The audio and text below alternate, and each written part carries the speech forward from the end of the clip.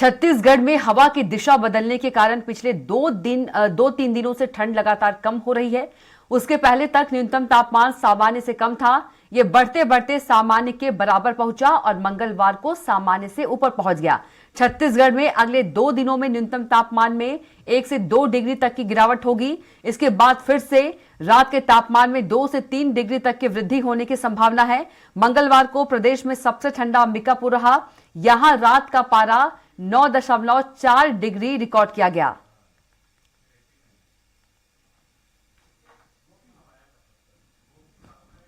और इसी खबर पर ज्यादा जानकारी के साथ एक बार फिर से रायपुर संवाददाता गोपी साहू सीधे जुड़ गए हैं। गोपी, यदि ठंड की बात करें, ठंड लगातार बढ़ते ही जा रहा है और यदि अंबिकापुर की बात करें, अंबिकापुर सबसे ठंडा रहा और 9.4 डिग्री रिकॉर्ड जो है पारा दर्ज किया गया।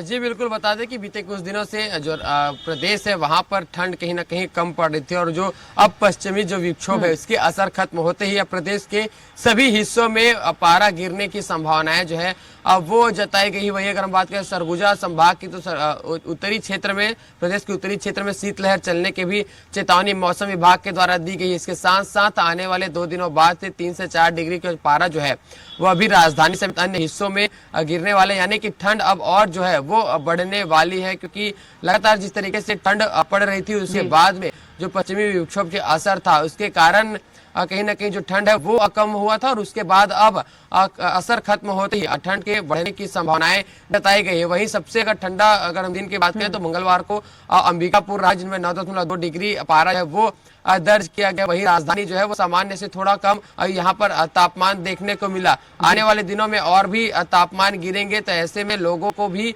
जो अपने स्वास्थ्य है उसे लेकर सजग रहने की भी चेतावनी जो है वो मौसम विभाग के द्वारा दी गई है। मौसम विभाग का कहना है कि आने वाले 2 दिनों बाद जो पारा है वो 3 से 4 डिग्री गिरेगा, यानी कि और अब ठंड, कड़ाके की ठंड जो है वो प्रदेश में पड़ने वाली है। इसके साथ ही उत्तरी हिस्से में शीतलहर की संभावनाएं जो है वो जताई गई है। जी बिल्कुल, तमाम जानकारी के लिए आपका बहुत ही धन्यवाद।